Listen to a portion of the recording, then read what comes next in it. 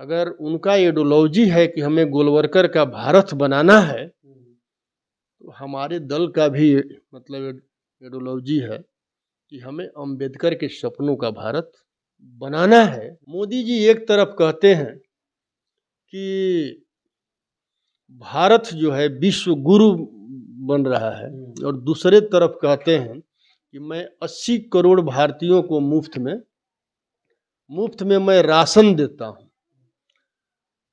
तो मोदी जी 80 करोड़ भारतीयों के हाथ में कटोरा थमा दिया, ये देश को किस तरफ ले जाना चाह रहे हैं? हमें मुफ्त में अनाज नहीं चाहिए। मोदी जी, अगर हम बहुजनों को कुछ देना ही चाहते हैं तो शिक्षा और स्वास्थ्य को मुफ्त कर दीजिए। बहुजन समाज के लोग, गरीब लोग अपने रोजी रोटी का व्यवस्था खुद कर लेगा। आप क्या कहना चाह रहे हैं कि जब तक नीतीश कुमार बीजेपी के साथ थे बिहार में विकास नहीं हो रहा था, सही से रोजगार नहीं मिल रहा था लोगों को? ये बोलने का बात नहीं है, ये देखने का बात है कि जब से हम लोग गठबंधन में आए हैं, जब तक आरजेडी गठबंधन में आया है, उसके बाद ही बिहार में शिक्षा पर, स्वास्थ्य पर, आप देखिए हर हॉस्पिटल में जाइए दवा मुफ्त में मिल रहा है। तो ये काम तेजस्वी यादव ने किया है या नीतीश कुमार ने किया है? बिहार मॉडल से ही हम लोग 24 का चुनाव जो है जीतेंगे और मोदी जी को सत्ता से बाहर करें। हर दल में वैसे मनुवादी सामंतवादी विचारधारा के लोग जो होते हैं, यानी जदयू में भी मनुवादी सामंतवादी विचारधारा हर दल में होते हैं। आपके दल में भी है? हो सकते हैं। 2024 का लोकसभा चुनाव है, लेकिन उससे पहले 22 जनवरी को अयोध्या में राम मंदिर का प्राण प्रतिष्ठा होना। एक तरफ बीजेपी ने रणनीति बना लिया है कि आखिर किस तरह से 24 का चुनाव जीतना है, तो वहीं इंडिया गठबंधन अब तक जो है सीट शेयरिंग में ही खींचातानी कर रही है। अब देखने वाली बात यह होगी कि आखिर 24 में क्या होता है, सीट शेयरिंग होता है या नहीं, किस तरह से रणनीति बना रही है, किस रणनीति पे चुनाव जीतने का काम करेगी। बिहार में 40 लोकसभा सीट है और 40 लोकसभा सीट पे ही अभी खींचातानी चल रही है। इन तमाम मुद्दों पे बात करने के लिए हमारे साथ आरजेडी के विधायक हैं फतेह बहादुर सिंह, जो अपनी बातों को बेबाकी से रखते हैं और लगातार अपने बयानों से सुर्खियों में रहते हैं। कैसे देख रहे हैं जिस तरह से 24 में लोकसभा चुनाव है, आप लोग बयान पे बयान दे रहे हैं, वो लोग अपना काम कर रहे हैं, अक्षत बांट रहे हैं, लोगों को जागरूक कर रहे हैं और कह रहे हैं राम मंदिर जाइए। देश का विकास कैसे होगा? किसी भी राजनीतिक दल का या सरकार का मंदिर, मस्जिद, गुरुद्वारा, चर्च बनाने का नहीं है। सरकार का काम होता है देशवासी के लिए विद्यालय खोलें, यूनिवर्सिटी बनाएं, अस्पताल बनाएं, फैक्ट्री लगाएं, ताकि हमारे लोगों को रोजगार मिले। आदरणीय लालू प्रसाद यादव जी जब सत्ता में आए थे तो 6 यूनिवर्सिटी जो है बिहार में खोलने का काम किया। क्या मोदी जी बताने का काम करेंगे? वो तो पूरे देश में कह रहे हैं एम्स हम खोल दिए हैं, बिहार को भी एम्स दिए, दरभंगा एम्स बनने जा रहा है। नहीं, ये बताने का काम करेंगे कि उन्होंने कितना जो है यूनिवर्सिटी का उद्घाटन किया है, कितने विद्यालय का उद्घाटन किया है। पिछले 10 वर्षों में लगभग 60,000 विद्यालयों को उन्होंने बंद कर दिया, और नई शिक्षा नीति 2020 के तहत जो लेटरल एंट्री को लेकर आए हैं, लेटरल एंट्री के द्वारा उन्होंने लगभग 400 संयुक्त सचिव बनाने का काम किया है। उसमें एक भी ओबीसी, एससी, एसटी के लोग नहीं। उसके बाद जो नई शिक्षा नीति 2020 जो लाए हैं, क्लोजर एंड मर्जर, मर्ज और क्लोज करके हमारे देश में 45,000 डिग्री कॉलेज है, उसमें क्लोज एंड मर्ज करके 15,000 तक उनको लाने का प्लान है। और धीरे धीरे सभी स्कूल और कॉलेजों को भी प्राइवेट करते जा रहे हैं, सारे सरकारी संस्थान को बेच दिया। और उस समय सत्ता में क्या बोलकर आए थे कि मैं 2 करोड़ बेरोजगारों को नौकरी दूंगा, विदेश से काला धन लाऊंगा, बुलेट ट्रेन चलाऊंगा, किसानों का आय दोगुनी करूंगा। किसानों का आय आज तक दोगुनी तो नहीं हुआ, लेकिन लागत 3 गुना हो गया। तो उन्होंने झूठ बोल करके सत्ता में आया, और सत्ता को हासिल किया। उनका आइडियोलॉजी स्पष्ट है। आप लोग का क्या आइडियोलॉजी है, कैसे आइएगा सत्ता में फिर 24 में? बीजेपी आरएसएस का आइडियोलॉजी स्पष्ट है कि हमें गोलवर्कर का भारत बनाना है। और गोलवर्कर का जो भारत है वो मनुस्मृति है, संविधान नहीं है। देश के बहुजनों को ये सोचना पड़ेगा कि अगर संविधान नहीं रहा और मनुस्मृति लागू हो गया तो हमारे बच्चे का कलम और किताब जो है खतरे में चला जाएगा। ऐसे भी जो है शिक्षा को इतना भाजपा ने महंगा कर दिया है कि अब गरीब के बच्चों को पढ़ना, उच्च शिक्षा प्राप्त करना संभव नहीं है। और देश में विकास के लिए अगर उनका आइडियोलॉजी है कि हमें गोलवर्कर का भारत बनाना है, तो हमारे दल का भी मतलब आइडियोलॉजी है कि हमें अंबेडकर के सपनों का भारत बनाना है। और अंबेडकर जी का सपना है कि शिक्षा और स्वास्थ्य को मुफ्त कर दो।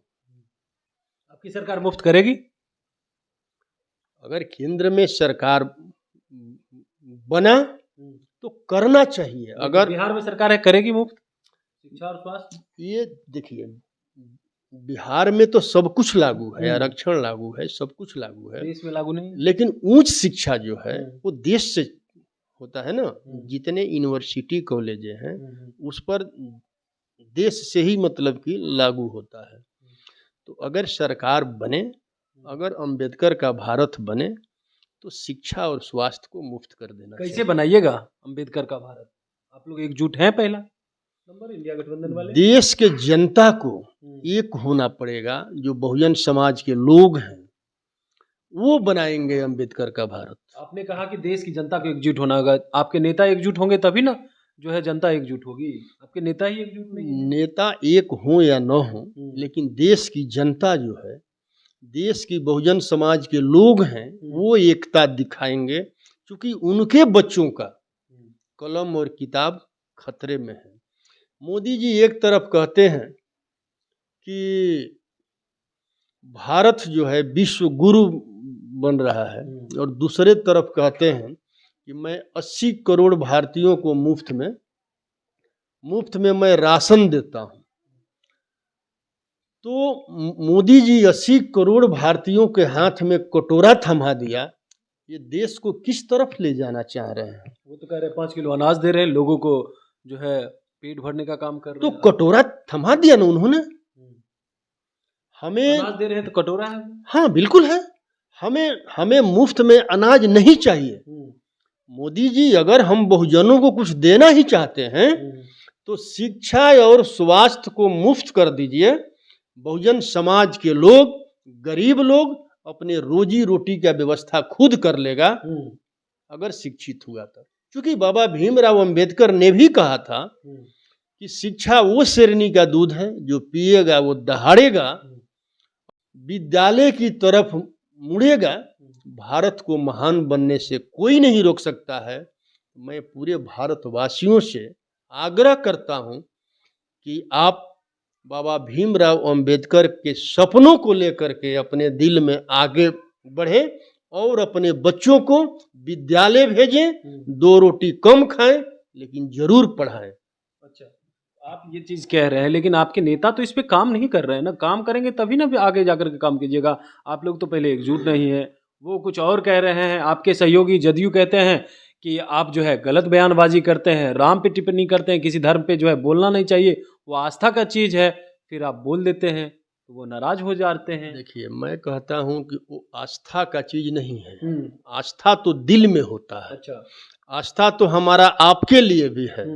तो क्या हम आपका पत्थर का मूर्ति बनवा दें, आपका तस्वीर बनवा दें? लोग तो कहते हैं कि अगर पत्थर में ही आस्था है तो लोग पूछते हैं ना। देखिए, हमारे पुरखे हैं, जो बहुजन समाज के लोग हैं, गौतम बुद्ध से लेकर के अमर शहीद जगदेव प्रसाद तक, उन्होंने कभी मंदिर मस्जिद का लड़ाई नहीं लड़ा है। उन्होंने शिक्षा और स्वाभिमान का लड़ाई लड़ा है, और वही लड़ाई जो है बहुजन को हक अधिकार दिलाने का काम करेगा। और बाबा भीमराव अंबेडकर के विचारों को लेकर के हमारा दल तो चल रहा है। आदरणीय तेजस्वी प्रसाद यादव जी, आप देखिए जब से हम लोग गठबंधन में आए हैं तब से कितनी शिक्षकों का बहाली हुआ। यानी नीतीश कुमार जी जब बीजेपी के साथ थे तो नौकरी नहीं दे रहे थे, आप लोग ये इल्जाम लगा रहे हैं। आप बताइए ना, कितने दिनों के बाद जो है शिक्षकों का बहाली हुआ। बिल्कुल बिल्कुल, समझ आप क्या कहना चाह रहे हैं कि जब तक नीतीश कुमार बीजेपी के साथ थे बिहार में विकास नहीं हो रहा था, सही से रोजगार नहीं मिल रहा था लोगों को?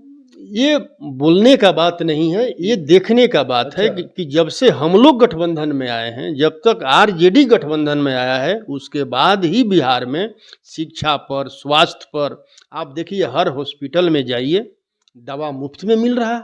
तो ये काम तेजस्वी यादव ने किया है या नीतीश कुमार ने किया है?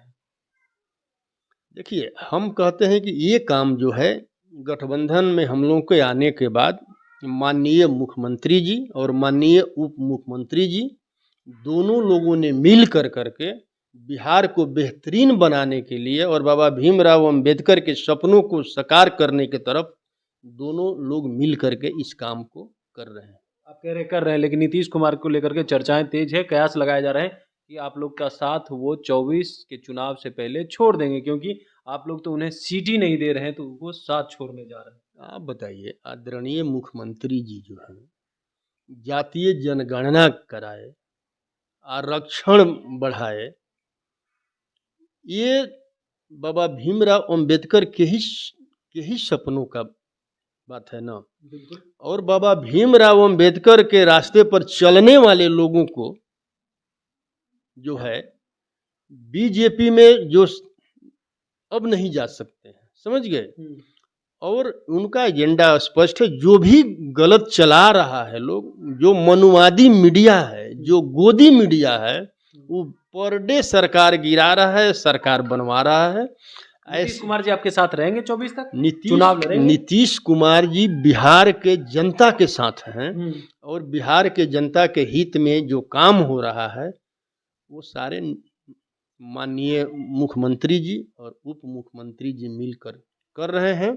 और बिहार मॉडल जो है पूरे देश में, मतलब कि बिहार मॉडल से ही हम लोग 24 का चुनाव जो है जीतेंगे और मोदी जी को सत्ता से बाहर करेंगे। एक आखिरी सवाल लेंगे, सत्ता से मोदी जी को बाहर कीजिएगा, लेकिन नीतीश कुमार जी ये भी कहा जा रहा है कि आप लोग जिस तरह से बयानबाजी करते हैं धर्म पे या देवी देवताओं पे, उससे भी नाराज चल रहे हैं इन दिनों और कह रहे हैं कि इस तरह से टिप्पणी नहीं करना चाहिए, बचना चाहिए, लोगों की आस्था है तो फिर क्यों इस तरह का बयानबाजी करते हैं? मंत्री जी कोई ऐसा बयान दिए हैं क्या? उनके मंत्री बोल रहे हैं, उनके करीबी मंत्री बोल रहे हैं। जो भी बोल रहे हैं आप समझिए वो किस विचारधारा के हैं। अच्छा, हमारी लड़ाई जो है विचारधारा की है, मानववादी विचारधारा, अंबेडकरवादी विचारधारा का है।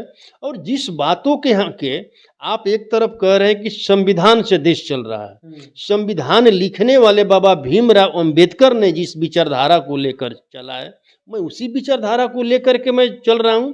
लेकिन हर दल में वैसे मनुवादी सामंतवादी विचारधारा के लोग जो होते हैं, यानी जदयू में भी मनुवादी और सामंतवादी विचारधारा हर दल में होते हैं। आपके दल में भी है? हो सकते हैं, लेकिन अभी तक तो ऐसा कुछ नहीं आया है, समझे ना। तो हमारी लड़ाई विचारधारा की लड़ाई है और विचारधारा पर हम जो चल रहे हैं, हमारा पार्टी पूरी तरह अंबेडकरवाद को लेकर के चल रहा है। और जिनको अंबेडकर के विचारधारा नहीं पसंद होगा वो तो उलुल जुलुल तो बयान देगा ही। YouTube पर सब्सक्राइब और Facebook पर लाइक जरूर करें।